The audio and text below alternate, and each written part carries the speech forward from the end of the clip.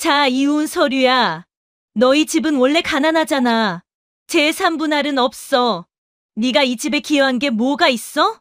가난한 집안 출신이라며 무시하고 이혼 서류를 던지는 시어머니. 당장 나가라는 차가운 말에 6년간 참아온 서름이 터져 나올 것 같았습니다. 하지만 그녀는 울지 않았죠. 오히려 조용히 가방에서 서류 한 장을 꺼내 들었습니다. 이 집 제 건데요. 단 한마디에 시댁 식구들의 얼굴이 새하얗게 질렸습니다. 도대체 이 며느리가 숨기고 있던 비밀은 무엇이었을까요?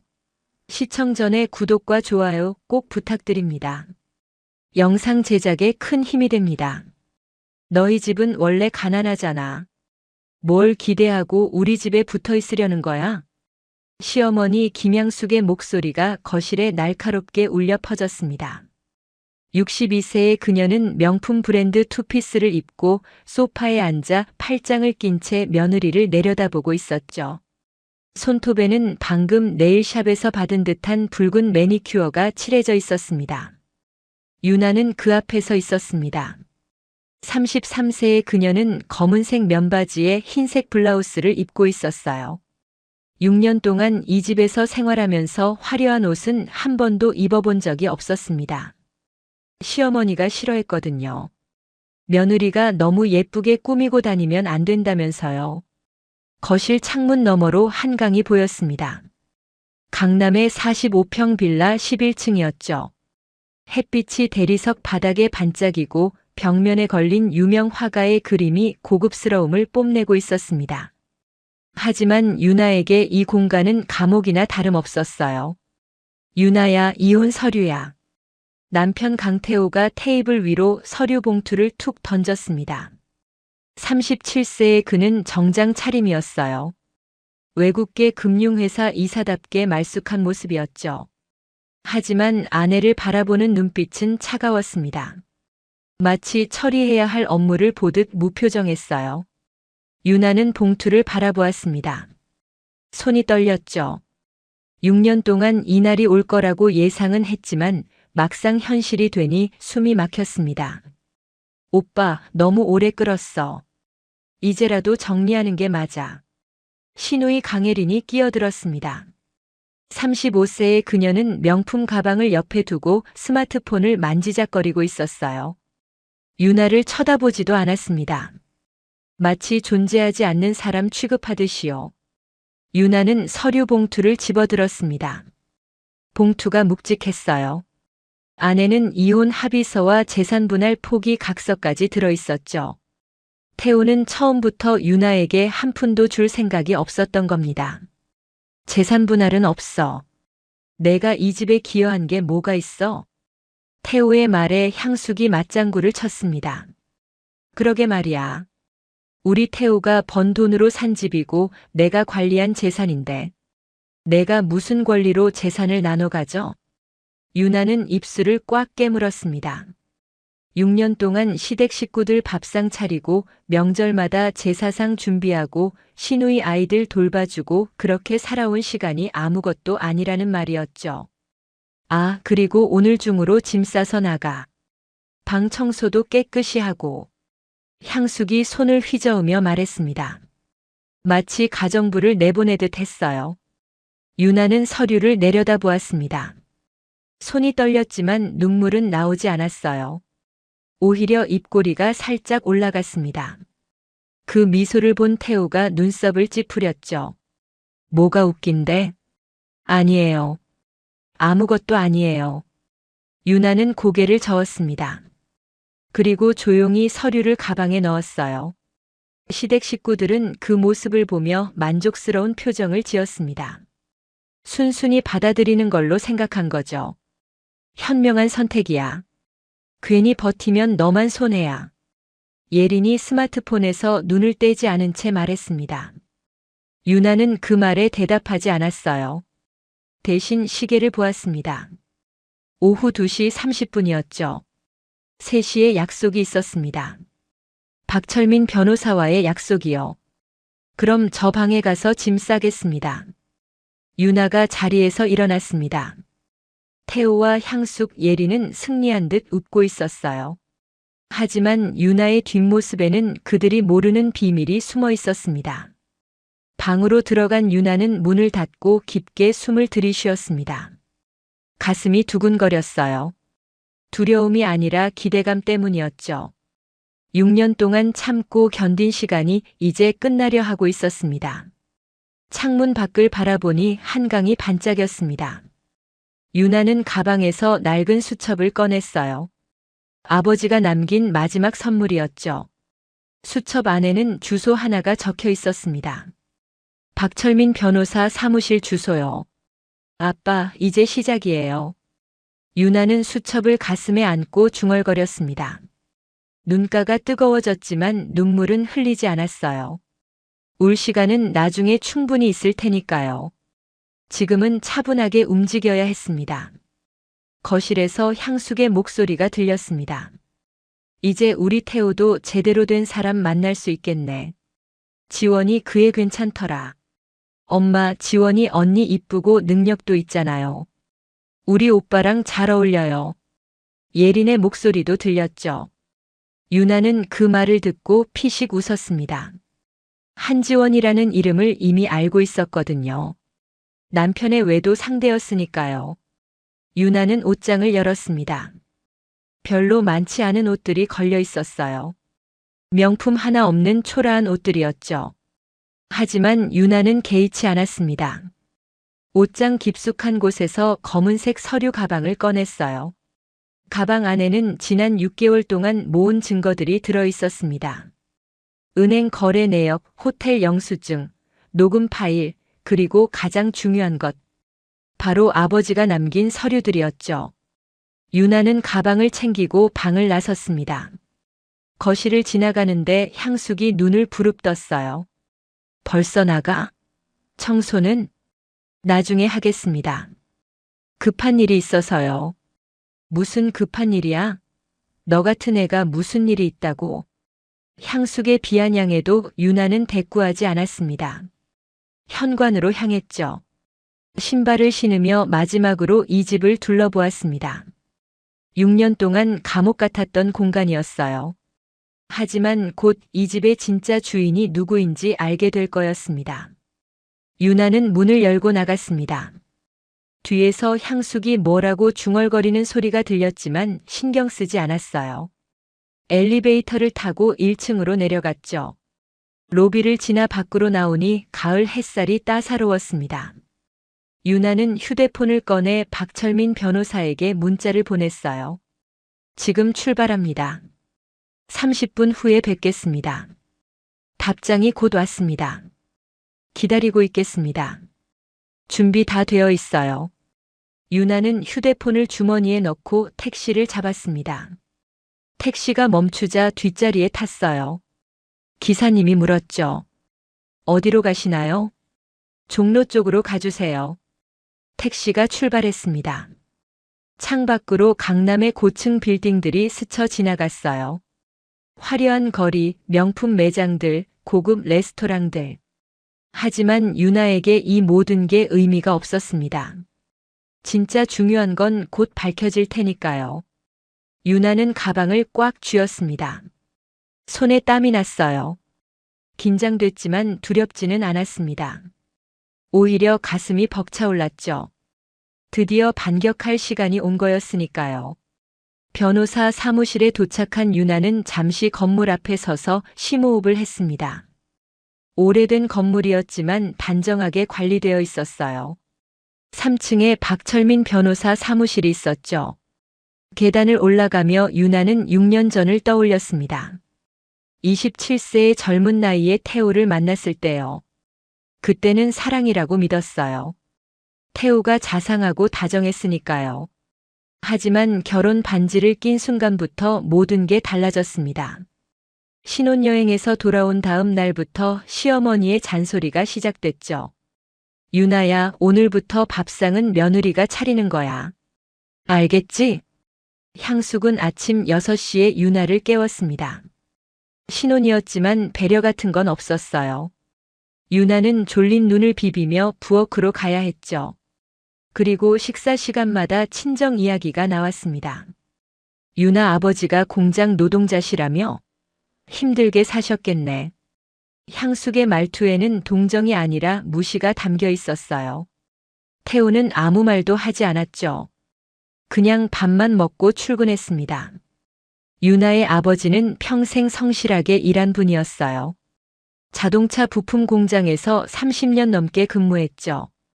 어머니는 유나가 10살 때 돌아가셨습니다. 아버지 혼자 유나를 키웠어요. 비록 가난했지만 아버지는 유나에게 부족함이 없게 해주려고 애썼습니다. 대학까지 보내주셨죠. 유나는 경영학과를 졸업했고 작은 회사에서 격리로 일했어요. 태우와 만난 건 친구 소개팅에서였습니다. 태우는 금융회사에 다니는 엘리트였고 유나는 그의 자상함에 끌렸죠. 하지만 그게 가면이었다는 걸 결혼 후에 알았어요. 사무실 문을 열자 박철민 변호사가 자리에서 일어났습니다. 58세의 그는 흰머리가 섞인 단정한 머리에 온화한 인상이었어요. 유나 씨, 어서 오세요. 안녕하세요, 변호사님. 유나는 90도로 인사했습니다. 박철민은 유나 아버지의 오랜 친구였어요. 공장에서 함께 일했던 동료였죠. 앉으세요. 차 한 잔 드릴까요? 아니요, 괜찮습니다. 유나는 소파에 앉았습니다. 손이 떨려서 무릎 위에 꼭 모았어요. 박철민이 책상 서랍을 열더니 두꺼운 봉투를 꺼냈습니다. 유나 씨 아버님이 돌아가시기 전에 저한테 맡기신 거예요. 딸이 힘들어질 때 전해달라고 하셨죠. 아버지가요? 유나의 눈가가 뜨거워졌습니다. 아버지는 2년 전에 돌아가셨어요. 산업재해로 다치셔서 병원에 입원했다가 결국 세상을 떠나셨죠. 네. 아버님은 모든 걸 예상하고 계셨던 것 같아요. 박철민이 봉투를 유나에게 건넸습니다. 유나는 떨리는 손으로 봉투를 받았어요. 무거웠습니다. 안에 뭐가 그렇게 많이 들어있는지요. 열어보세요. 유나는 봉투를 열었습니다. 첫 번째로 나온 건 등기부등본이었어요. 강남 빌라의 등기부등본이었죠. 소유자 란을 보는 순간 유나의 눈이 커졌습니다. 정유나? 네. 이 빌라의 소유주는 유나 씨예요. 아버님이 결혼하시기 한 달 전에 유나 씨 명의로 매입하셨어요. 유나는 믿을 수 없었습니다. 45평 강남 빌라가 자기 것이라고요? 아버지가 어떻게 이런 집을 샀을까요? 아버님이 평생 모으신 돈과 산업재해 보상금을 합쳐서 매입하셨어요. 당시 가격이 9억 원이었는데 지금은 시세가 12억이 넘을 거예요. 유나의 손에서 서류가 떨어질 뻔했습니다. 박철민이 재빨리 받쳐줬어요. 더 있어요. 다음 서류도 보세요. 두 번째 서류는 상가 건물 등기부등본이었습니다. 빌라 1층과 2층이었어요. 1층에는 카페가, 2층에는 학원이 들어와 있었죠. 이것도 제 거예요? 네. 월세가 1층 300만 원, 2층 500만 원이에요. 매달 800만 원의 월세 수입이 있다는 뜻이죠. 유나는 숨이 막혔습니다. 6년 동안 이런 사실을 전혀 몰랐어요. 아니, 몰랐던 게 아니라 시댁에서 숨긴 거였죠. 시어머니께서 관리하신다고 하지 않으셨나요? 네, 그렇게 들었어요. 아버지가 돌아가시고 나서 시어머니가 월세 관리를 맡겠다고 하셨어요. 박철민이 서류를 더 꺼냈습니다. 월세 입금 내역이었어요. 이 통장은 시어머니 명의로 되어 있어요. 지난 6년간 입금된 월세가 총 5억 7천만 원입니다. 유나는 그 숫자를 보고 현기증이 났습니다. 5억 7천만 원을 시어머니가 가로챈 거였어요. 횡령이네요. 네. 법적으로 횡령에 해당합니다. 유나 씨가 고소하시면 형사처벌도 가능해요. 유나는 주먹을 꽉 쥐었습니다. 6년 동안 생활비도 제대로 못 받으면서 쪼들려 살았는데 사실은 매달 800만 원의 수입이 있었던 거죠. 그리고 마지막으로 이건 아버님의 편지예요. 박철민이 손글씨로 쓴 편지를 건넸습니다. 유나는 떨리는 손으로 편지를 펼쳤어요. 내 딸 유나에게. 이 편지를 읽고 있다면 아빠가 걱정했던 일이 일어난 거겠구나. 미안하다. 더 많은 걸 해주지 못해서. 하지만 기억해라. 내가 누구의 눈치를 보며 살 필요는 없어. 이 집도 상가도 모두 내 거다. 당당하게 되찾아라. 아빠는 항상 내 편이란다. 사랑한다, 내 딸아. 유나의 눈에서 눈물이 주르륵 흘러내렸습니다. 편지를 가슴에 안고 한참을 울었어요. 박철민은 조용히 휴지를 건네주며 기다려줬죠. 한참 후 유나가 눈물을 닦고 고개를 들었습니다. 눈이 빨개져 있었지만 표정은 단단해져 있었어요. 변호사님, 저 이혼하려고요. 알고 있어요. 준비하시죠. 박철민이 다른 서류를 꺼냈습니다. 이혼 소송 준비 서류였어요. 일단 남편분의 외도 증거가 필요해요. 있으신가요? 유나는 가방에서 USB를 꺼냈습니다. 여기 다 있습니다. 호텔 영수증, 문자 내역, 그리고 외도 상대와의 대화 녹음까지요. 박철민이 USB를 받아 노트북에 연결했습니다. 파일을 열어보더니 고개를 끄덕였어요. 충분해요.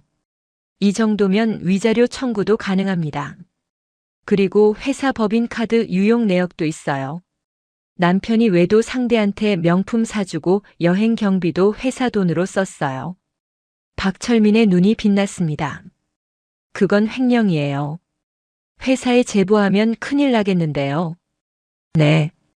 그럴 생각이에요. 유나의 목소리가 차갑게 가라앉았습니다.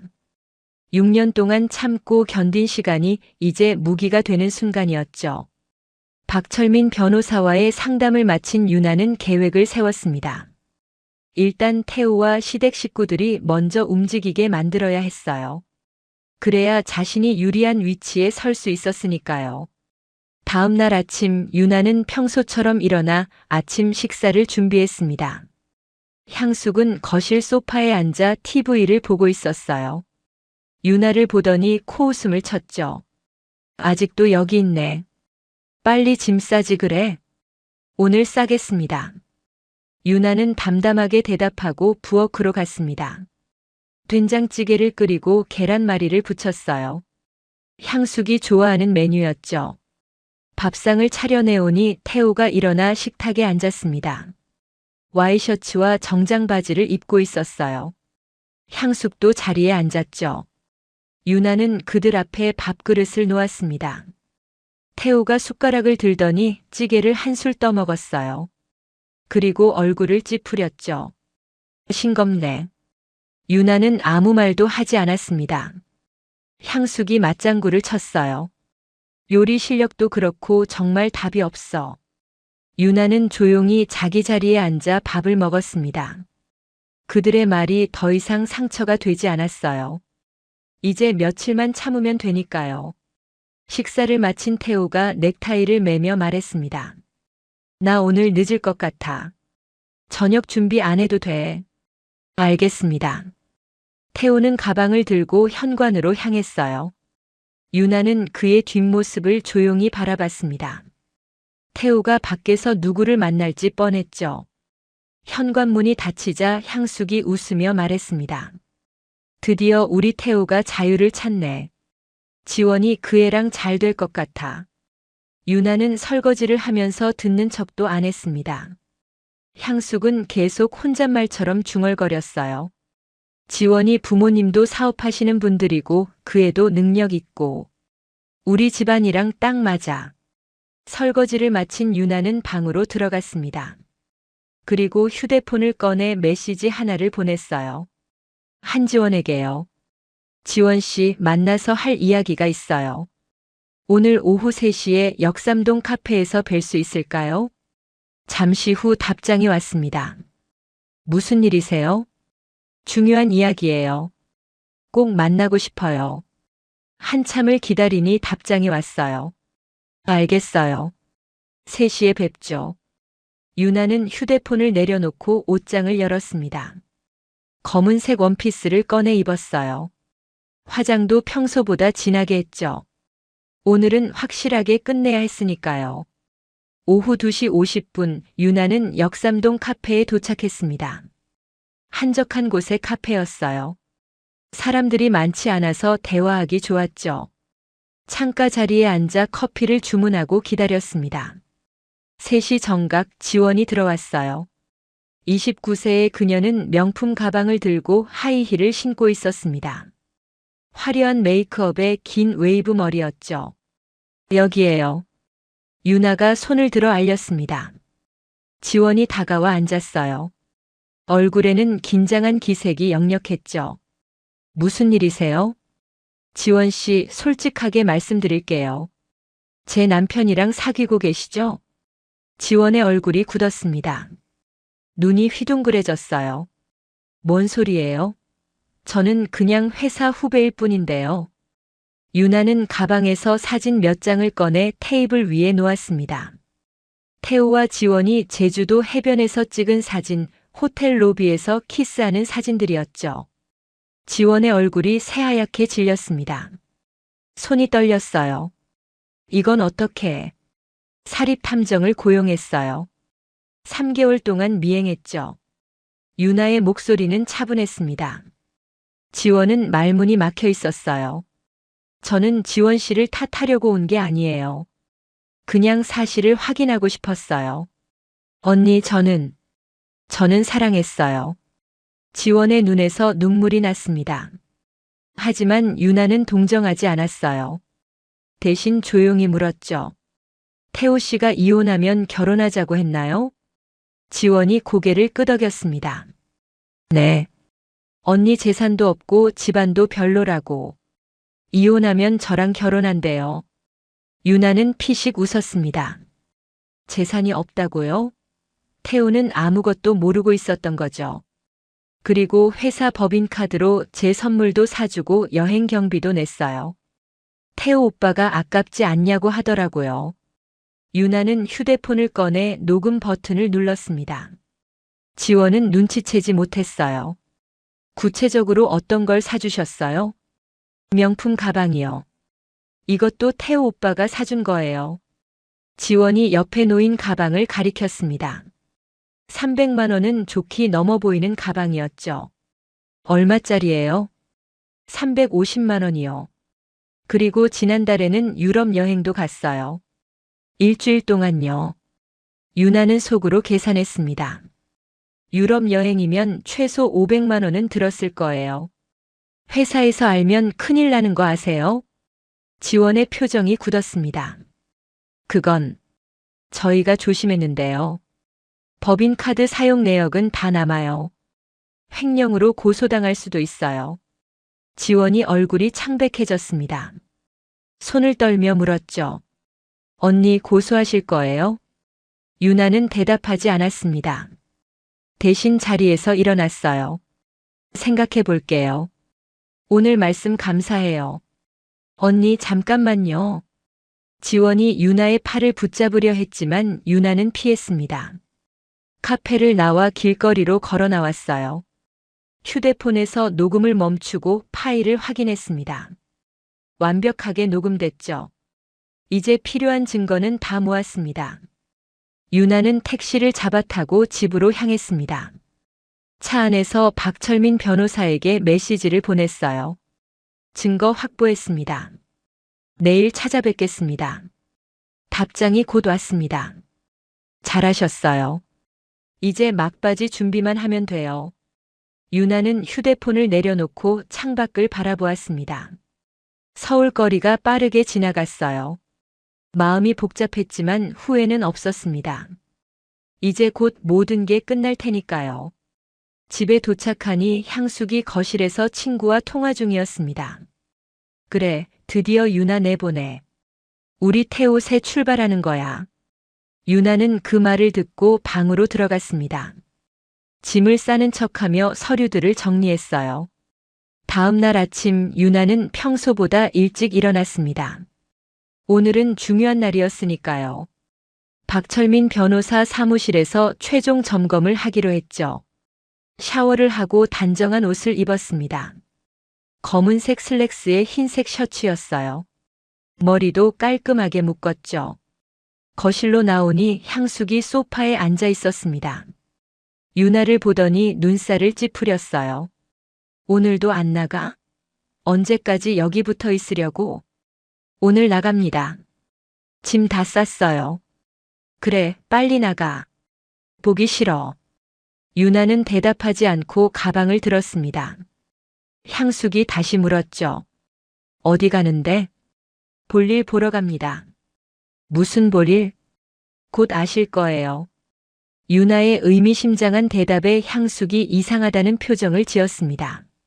하지만 더 묻지는 않았어요. 현관문을 나서는데 태호가 방에서 나왔습니다. 잠옷 차림이었어요. 어디가? 볼일 있어요. 뭔 볼일인데 이렇게 일찍? 유나는 대답하지 않고 문을 닫았습니다. 뒤에서 태호가 뭐라고 중얼거리는 소리가 들렸지만 신경 쓰지 않았어요. 박철민 변호사 사무실에 도착한 건 오전 9시였습니다. 변호사는 이미 준비를 마친 상태였어요. 오늘 이혼 조정 신청하실 거죠? 네. 그런데 변호사님, 한 가지 더 여쭤볼 게 있어요. 말씀하세요. 제 아버지가 어떻게 그 집을 살 수 있었어요? 공장 노동자 월급으로는 힘들었을 텐데요. 박철민이 잠시 침묵하더니 입을 열었습니다. 유나 씨 아버지는 정말 대단한 분이셨어요. 30년 넘게 한 푼, 두 푼 모으셨죠. 술도 안 드시고 담배도 안 피우시고 모든 걸 딸을 위해 저축하셨어요. 유나의 눈가가 뜨거워졌습니다. 그리고 산업재해로 다치셨을 때 받은 보상금이 4억이었어요. 그 돈을 그대로 빌라 매입에 쓰셨죠. 왜 저한테 말씀 안 하셨을까요? 딸이 시집가서 눈치 보지 않고 살길 바라셨대요. 하지만 혹시 모를 상황을 대비해서 제 이름으로 등기를 해두셨죠. 유나는 주먹을 꽉 쥐었습니다. 아버지의 사랑이 가슴을 찔렀어요. 상가 건물도 마찬가지예요. 아버님이 퇴직금으로 매입하신 거예요. 그리고 유나 씨 결혼 전에 모두 유나 씨 명의로 해두셨죠. 저는 아무것도 몰랐어요. 아버님이 그렇게 하신 거예요. 딸이 편하게 살길 바라셨으니까요. 유나는 한참 동안 말없이 앉아 있었습니다. 눈물이 흘러내렸지만 닦지 않았어요. 변호사님, 제가 너무 한심했어요. 6년 동안 시댁 눈치만 보고 살았어요. 아니에요. 유나 씨는 충분히 잘하셨어요. 이제 당당하게 되찾으시면 돼요. 박철민이 서류를 유나 앞에 펼쳤습니다. 이혼 소송과 동시에 횡령 고소도 진행할 거예요.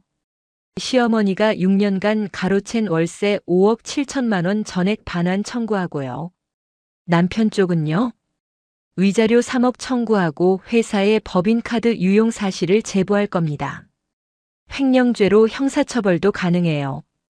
유나는 고개를 끄덕였습니다. 이제 더 이상 망설이지 않았어요. 진행해 주세요. 알겠습니다. 오늘 오후에 법원에 서류 접수할게요.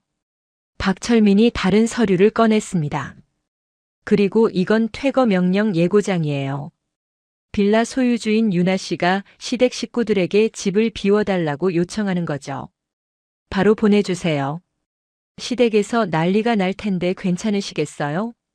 괜찮아요. 이제 두렵지 않아요. 유나의 목소리에 힘이 실려 있었습니다. 박철민은 만족스러운 표정으로 고개를 끄덕였어요. 참, 한 가지 더 있어요. 박철민이 또 다른 봉투를 꺼냈습니다. 이건 아버님이 유나 씨한테 남기신 마지막 편지예요. 제가 보관하고 있었는데 오늘 드리는 게 맞을 것 같아서요. 유나는 떨리는 손으로 봉투를 받았습니다.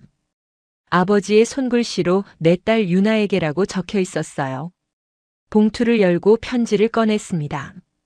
편지지에는 아버지의 또박또박한 글씨가 적혀 있었죠.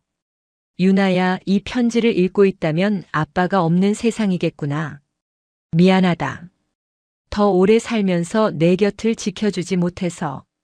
하지만 걱정하지 마. 아빠가 내가 기댈 곳을 만들어뒀어. 그 집도 상가도 모두 내 거란다. 누가 뭐라 해도 내가 주인이야. 당당하게 살아라. 내 인생은 내가 결정하는 거야. 아빠는 항상 내 편이고 내가 자랑스럽단다. 사랑한다, 내 딸. 유나는 편지를 읽으며 소리 없이 울었습니다. 박철민이 조용히 휴지를 건네줬어요. 한참 후 유나가 눈물을 닦고 일어났습니다.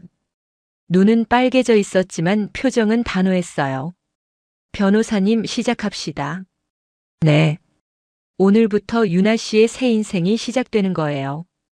유나는 사무실을 나왔습니다. 계단을 내려가며 휴대폰을 확인했어요. 태호에게서 문자가 와 있었죠. 오늘 집에서 이야기 좀 하자. 저녁에 들어와. 유나는 피식 웃었습니다. 이야기를 하고 싶다고요? 좋아요. 오늘 밤에 제대로 이야기해드리죠. 저녁 6시 유나는 집으로 돌아왔습니다.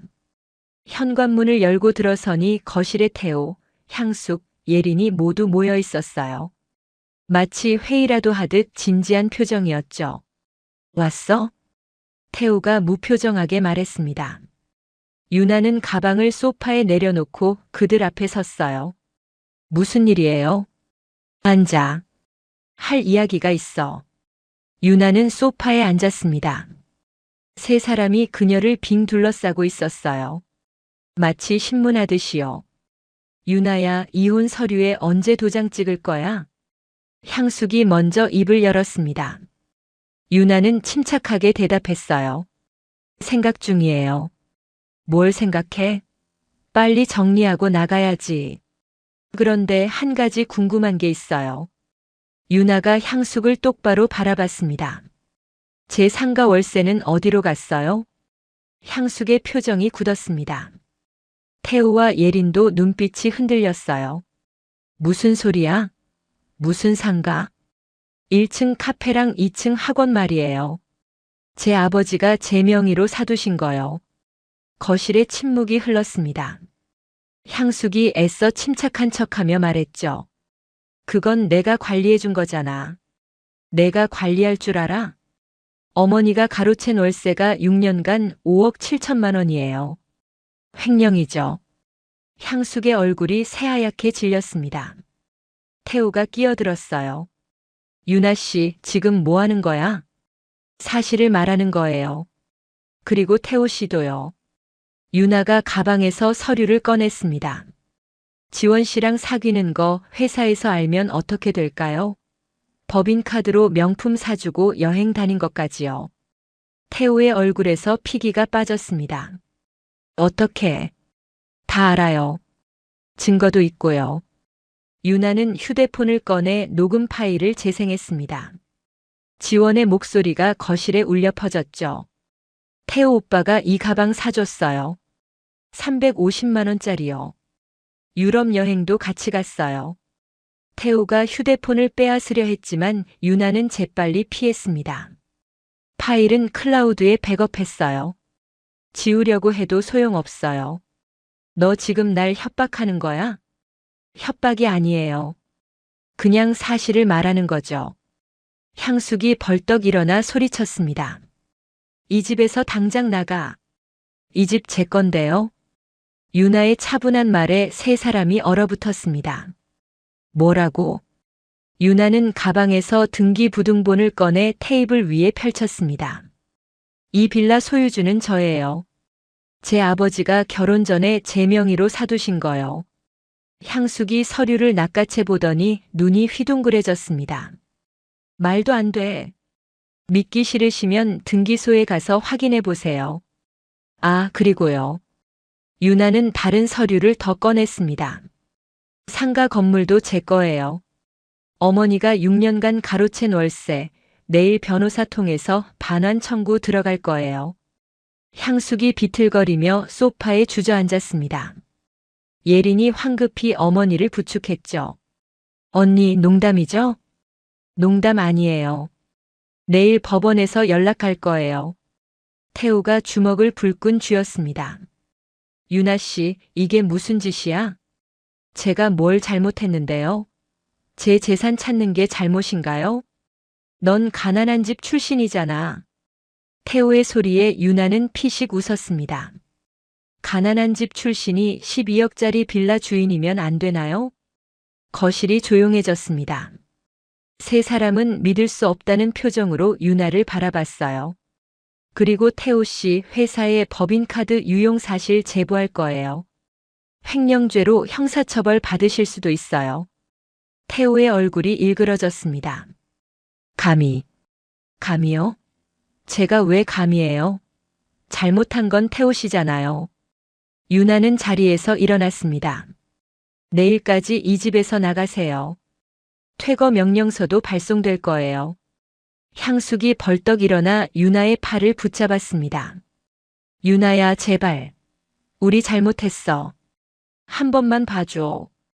6년 동안 저한테 한 짓 생각해 보세요. 지금 와서 빌면 소용없어요. 유나는 향숙의 손을 뿌리치고 방으로 들어갔습니다. 문을 닫는 순간 거실에서 향숙이 우는 소리가 들렸어요. 하지만 유나는 동요하지 않았습니다. 침대에 앉아 휴대폰을 확인했어요. 박철민 변호사에게서 메시지가 와 있었죠. 서류 접수 완료했습니다. 내일부터 본격적으로 진행됩니다. 유나는 답장을 보냈습니다. 감사합니다.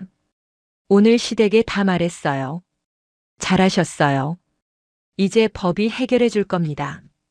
다음 날 아침 집안 분위기는 얼어붙어 있었습니다. 향숙은 거실 소파에 앉아 멍하니 허공을 바라보고 있었어요. 밤새 한숨도 못 잔 듯 눈이 퉁퉁 부어 있었죠. 유나는 평소처럼 일어나 씻고 옷을 갈아입었습니다. 오늘은 법원에 가는 날이었으니까요. 거실로 나오니 태호도 소파에 앉아 있었어요. 출근 준비도 안 하고 잠옷 차림이었죠. 유나 씨. 태호가 힘없는 목소리로 불렀습니다. 유나는 그를 쳐다보지도 않고 부엌으로 갔어요. 유나 씨, 제발 이야기 좀 하자. 할 이야기 없어요. 정말 이렇게 할 거야? 유나는 물을 따라 마시고 컵을 싱크대에 놓았습니다. 그리고 태호를 돌아봤어요. 태호 씨가 먼저 이혼하자고 했잖아요. 제가 순순히 받아들였고요. 하지만 뭐요? 제가 가진 게 없을 줄 알았죠? 빈손으로 쫓아낼 수 있을 줄 알았고요. 태호는 대답하지 못했습니다. 유나의 말이 전곡을 찌른 거죠. 향숙이 방에서 나왔습니다. 머리를 산발하고 수척한 얼굴이었어요. 유나야, 우리 진짜 잘못했어. 제발 고소는 취소해줘. 고소 취소요?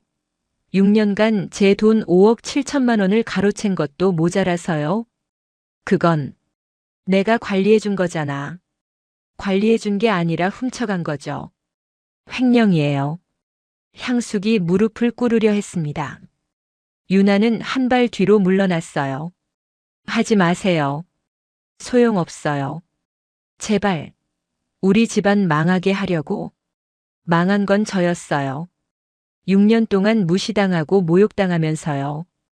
유나는 가방을 들고 현관으로 향했습니다. 신발을 신으며 마지막으로 말했죠. 오늘 중으로 짐 싸세요. 내일부터는 법적 조치 들어갑니다. 문을 닫고 나오니 복도가 조용했습니다. 유나는 엘리베이터를 타고 1층으로 내려갔어요. 로비를 지나는데 경비 아저씨가 인사했습니다.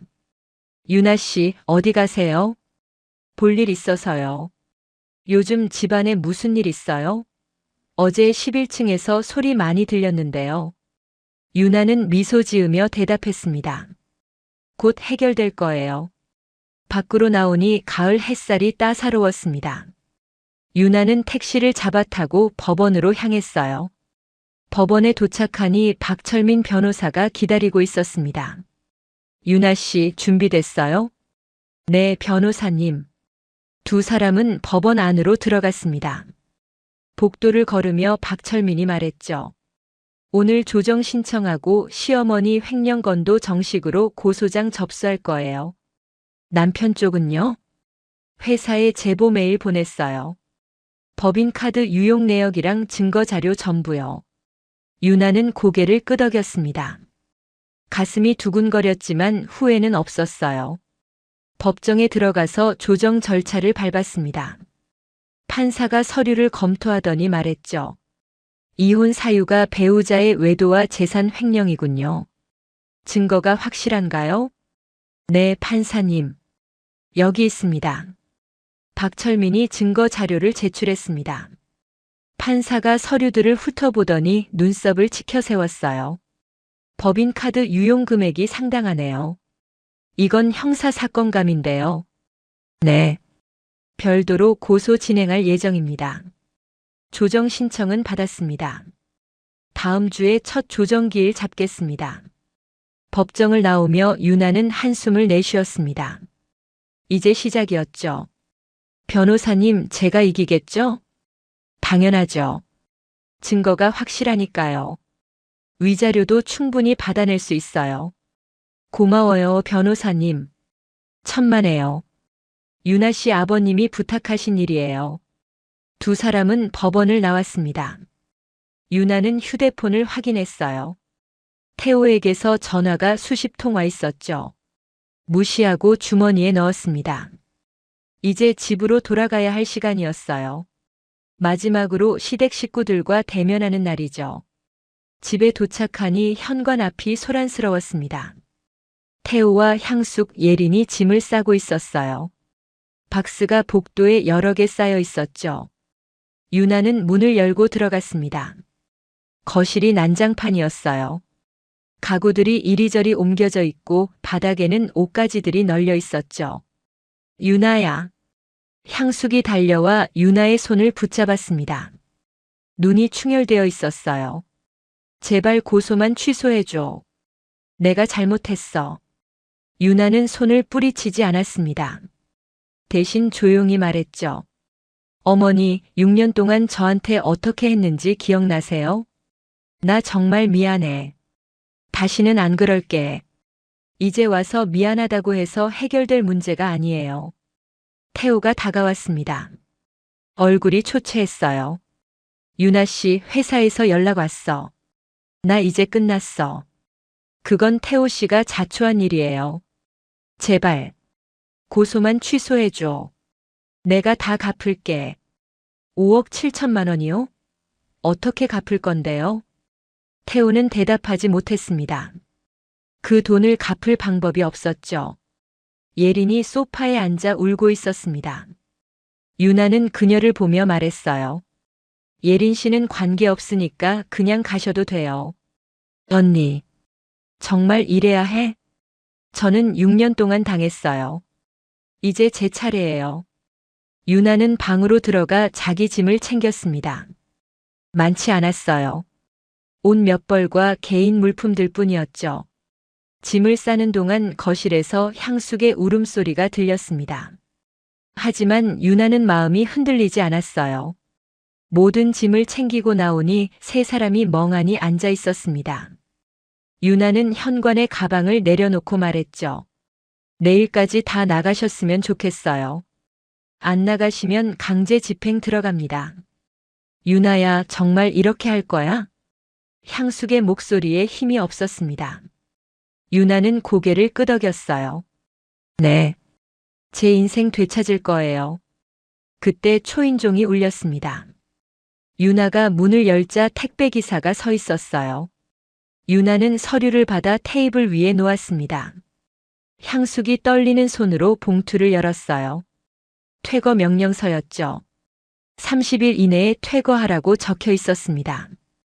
법원 도장이 선명하게 찍혀 있었어요. 30일이나 주는 거예요. 감사하게 생각하세요. 유나의 차가운 말에 향숙이 고개를 떨구었습니다. 그때 태호의 휴대폰이 울렸습니다. 회사에서 온 전화였죠. 태호가 전화를 받았어요. 네, 부장님. 네. 알겠습니다.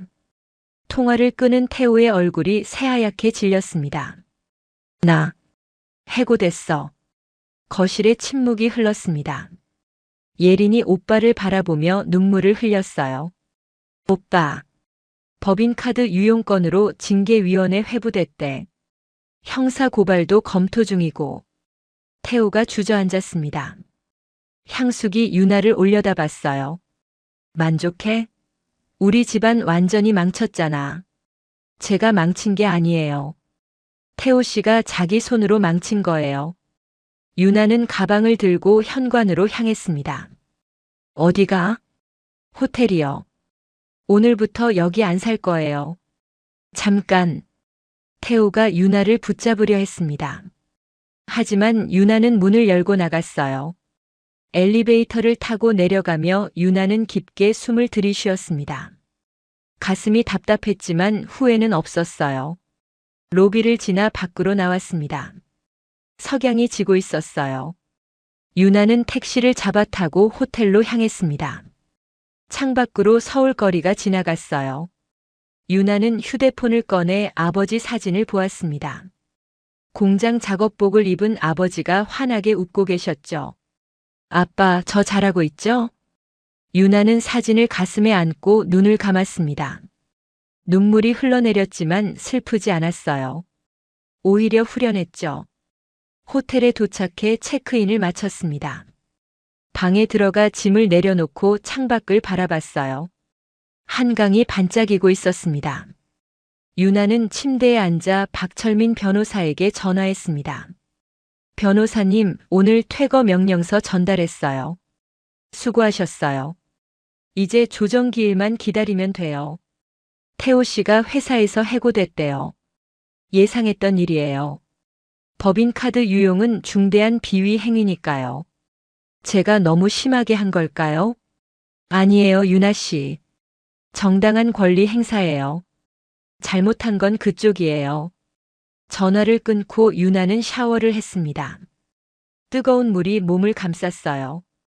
6년간 쌓인 피로가 씻겨 내려가는 기분이었죠. 샤워를 마치고 나오니 휴대폰에 문자가 와 있었습니다. 지원에게서였어요. 언니, 저 때문에 태호 오빠가 해고됐어요. 어떡하죠?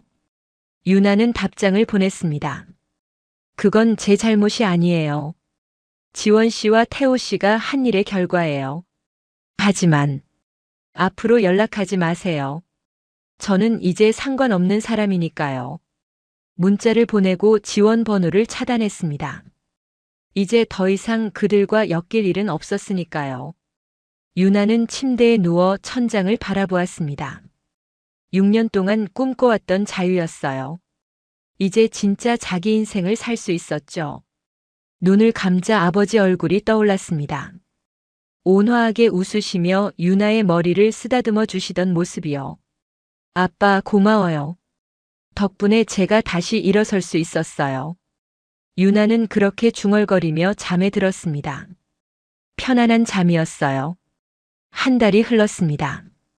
조정기일이 3번 있었고 마침내 이혼이 확정됐어요. 태호는 위자료 3억 원을 지급하기로 했죠. 향숙은 횡령한 월세 5억 7천만 원을 분할 상환하기로 합의했습니다. 유나는 강남 빌라로 돌아왔습니다. 시댁 식구들이 떠난 집은 텅 비어 있었어요. 하지만 이제 진짜 자기 집이었죠. 현관문을 열고 들어서니 햇살이 거실을 가득 채우고 있었습니다. 유나는 창가로 걸어가 한강을 바라봤어요. 물결이 반짝였죠. 집 안을 천천히 둘러보았습니다. 6년 동안 감옥 같았던 공간이 이제는 자유의 공간이 됐어요. 유나는 부엌으로 가서 물을 마셨습니다. 그리고 거실 소파에 앉아 노트북을 열었어요.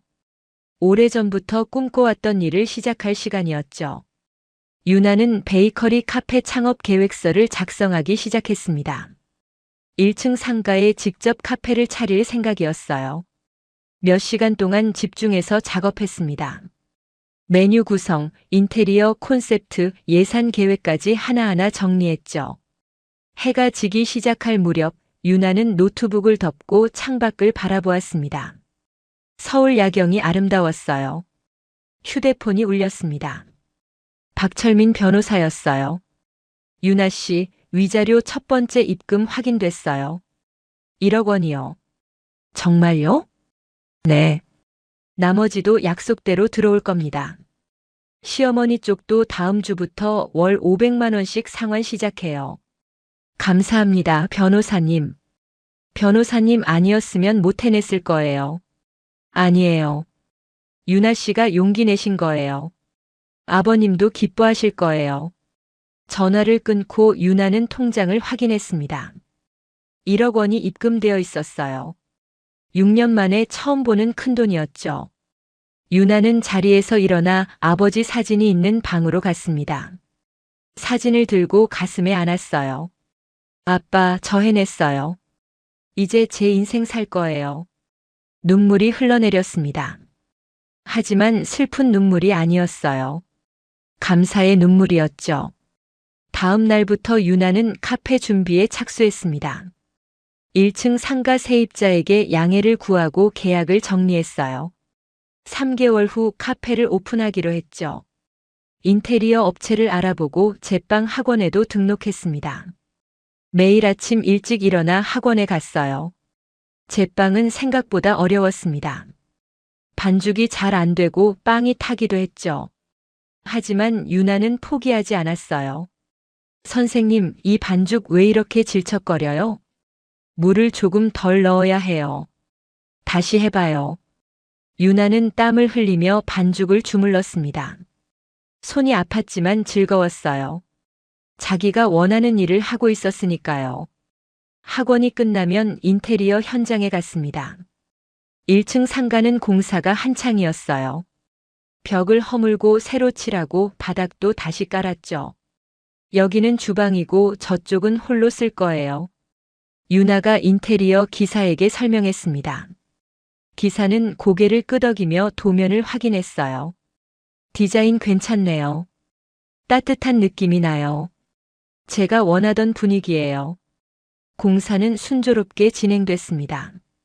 2개월 후 카페 인테리어가 완성됐어요. 유나는 완성된 카페를 둘러보며 감격했습니다. 나무톤의 따뜻한 인테리어, 창가에 놓인 편안한 의자들, 주방에 반짝이는 오븐까지. 모든 게 완벽했죠. 좋아요. 이제 메뉴 개발만 하면 돼요. 유나는 매일 새벽 4시에 일어나 빵을 구웠습니다. 식빵, 크루아상, 스콘, 마들렌까지 다양한 메뉴를 연구했어요. 처음에는 실패도 많았습니다. 빵이 딱딱하게 나오거나 속이 익지 않기도 했죠. 하지만 포기하지 않고 계속 시도했어요. 한 달 후 드디어 만족스러운 맛이 나왔습니다. 부드럽고 고소한 식빵, 바삭한 크루아상이었죠. 유나는 박철민 변호사를 초대해 시식을 부탁했습니다. 어때요, 변호사님? 박철민이 식빵을 한 입 베어 물고 눈을 감았습니다. 그리고 엄지를 치켜 세웠어요. 맛있어요. 정말 맛있어요. 정말요? 네. 이 정도면 장사 잘 될 것 같은데요. 유나는 환하게 웃었습니다. 오랜만에 짓는 진심 어린 웃음이었어요. 드디어 오픈 날이 다가왔습니다. 간판도 달았어요. 유난의 빵집이라고 적힌 따뜻한 느낌의 간판이었죠. 오픈 전날 밤 유나는 카페에 혼자 앉아 있었습니다. 조명을 켜니 카페가 환하게 빛났어요. 창밖으로 거리가 보였습니다. 사람들이 오가고 차들이 지나갔죠. 평범한 풍경이었지만 유나에게는 특별했어요. 아빠, 내일 오픈이에요. 와서 보실 수 있으면 좋을 텐데. 유나는 아버지 사진을 카페 한쪽 벽에 걸었습니다. 액자 아래에 작은 글씨로 적었어요. 이 카페는 저를 지켜준 아버지께 바칩니다. 눈물이 흘러내렸습니다. 유나는 눈물을 닦고 자리에서 일어났어요. 내일은 새로운 시작이에요. 제대로 해낼 거예요. 오픈 당일 아침 유나는 새벽 4시에 일어나 빵을 구웠습니다. 식빵 20개, 크루아상 30개, 스콘 50개를 준비했어요. 오전 9시 드디어 문을 열었습니다. 첫 손님은 동네 아주머니였어요. 새로 오픈했네요. 빵 맛있어 보여요. 한번 드셔보세요. 오늘은 오픈 기념으로 할인해드려요. 아주머니가 식빵을 샀습니다. 맛을 보더니 눈이 커졌어요. 맛있네. 다음에 또 올게요. 감사합니다. 손님이 하나둘 늘어났습니다. 점심시간에는 줄이 생기기도 했어요. 직장인들이 샌드위치와 커피를 사갔죠. 유나는 바쁘게 손님을 응대했습니다. 땀이 났지만 행복했어요. 자기가 만든 빵을 사람들이 좋아해 주니까요. 저녁 6시 준비한 빵이 거의 다 팔렸습니다. 유나는 문을 닫고 정리를 시작했어요. 매출을 계산하니 180만 원이 나왔습니다. 첫날 치고는 대성공이었죠. 유나는 카페에 앉아 커피를 마시며 하루를 돌아봤습니다. 힘들었지만 보람찼어요. 휴대폰이 울렸습니다. 박철민 변호사였어요.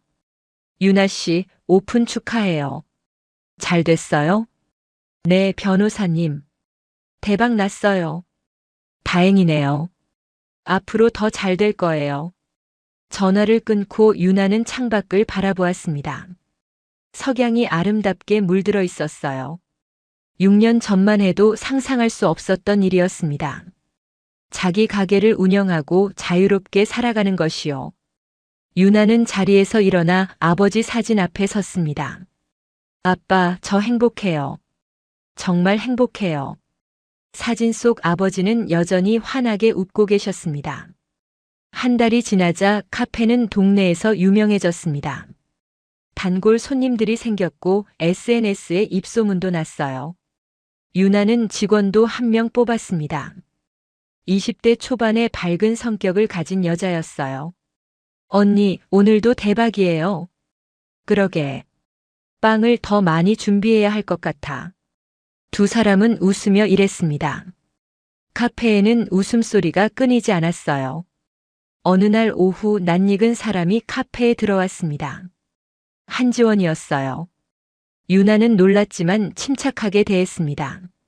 어서 오세요. 언니. 오래간만이에요. 지원의 얼굴은 수척해 있었어요. 화장기 없는 얼굴에 다크서클이 짙었죠. 뭐 드릴까요? 아메리카노 한 잔이요. 유나는 커피를 내렸습니다. 지원은 카페를 둘러보며 말했어요. 카페 예쁘네요. 언니가 직접 하는 거예요? 네. 잘 됐네요. 언니가 행복해 보여서 다행이에요. 지원의 목소리에 진심이 담겨 있었습니다. 유나는 커피를 건네며 물었어요. 태호 씨는 어떻게 됐어요? 헤어졌어요. 회사 잃고 나서 달라지더라고요. 그렇군요. 제가 정말 미안해요, 언니. 그때 제가 너무 어리석었어요. 유나는 잠시 생각하다가 말했습니다. 이제 다 지난 일이에요. 저도 덕분에 새 출발할 수 있었어요. 언니. 행복하세요, 지원 씨. 진짜 사랑 만나세요. 지원의 눈에서 눈물이 흘러내렸습니다. 고개를 숙여 인사하고 카페를 나갔어요. 유나는 그 뒷모습을 바라보며 생각했습니다. 이제 정말 모든 게 끝났다고요. 3개월 후 카페는 더욱 번창했습니다. 2층에 베이킹 클래스도 열었어요. 주말마다 사람들이 와서 빵 만드는 법을 배웠죠. 유나는 선생님이 되어 수강생들을 가르쳤습니다. 반죽할 때는 이렇게 힘을 주세요. 부드럽게요. 수강생들이 열심히 따라했습니다.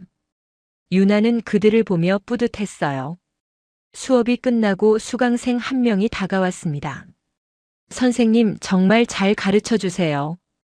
다음 달에도 신청할게요. 고마워요. 열심히 하세요. 수강생이 나가고 유나는 2층 창가에 앉았습니다. 휴대폰을 꺼내 박철민 변호사에게 메시지를 보냈습니다. 변호사님, 저 정말 행복해요. 감사합니다. 답장이 곧 왔어요. 유나 씨가 이뤄낸 거예요. 축하해요. 아버님도 자랑스러워 하실 거예요. 유나는 휴대폰을 내려놓고 하늘을 올려다봤습니다. 구름 한 점 없이 맑았어요. 아빠, 저 잘 살고 있어요. 누구 눈치도 안 보고 제가 하고 싶은 일 하면서요. 바람이 불어왔습니다. 마치 아버지가 대답하시는 것 같았어요. 유나는 미소 지으며 자리에서 일어났습니다. 아래층에서 손님들이 부르는 소리가 들렸죠. 네, 지금 내려갈게요. 계단을 내려가는 유나의 발걸음은 가벼웠습니다. 더 이상 무거운 짐을 지고 있지 않았으니까요. 카페 문을 열고 들어서니 단골 할머니가 웃으며 손을 흔들었어요. 유나 씨, 오늘 빵 더 맛있네. 감사합니다, 할머니. 오늘은 새 레시피로 만들었어요. 그래. 역시 우리 유나 씨는 실력자야. 유나는 환하게 웃으며 할머니께 빵을 포장해 드렸습니다. 카페에는 따뜻한 분위기가 가득했어요. 저녁이 되어 문을 닫고 유나는 하루 매출을 정리했습니다. 통장을 확인하니 저축액이 8천만 원을 넘었습니다. 위자료와 카페 수익으로 모은 돈이었어요. 유나는 노트북을 열어 새로운 계획을 세우기 시작했습니다. 2호점 오픈이었죠. 이제 혼자가 아니었어요. 꿈을 이루고 행복을 찾은 유나였습니다. 창밖으로 별이 반짝이기 시작했습니다. 유나는 아버지 사진을 바라보며 속삭였어요. 아빠, 저 이제 진짜 부자예요. 마음이 부자가 됐어요. 사진 속 아버지는 여전히 환하게 웃고 계셨습니다. 유나는 노트북을 덮고 불을 껐습니다. 내일도 새로운 하루가 시작될 거였어요. 자유롭고 행복한 하루가요. 오늘 이야기가 좋으셨다면 구독과 좋아요, 알람 설정 잊지 마시고 소중한 댓글 하나가 큰 힘이 됩니다. 시청해 주셔서 진심으로 감사드립니다.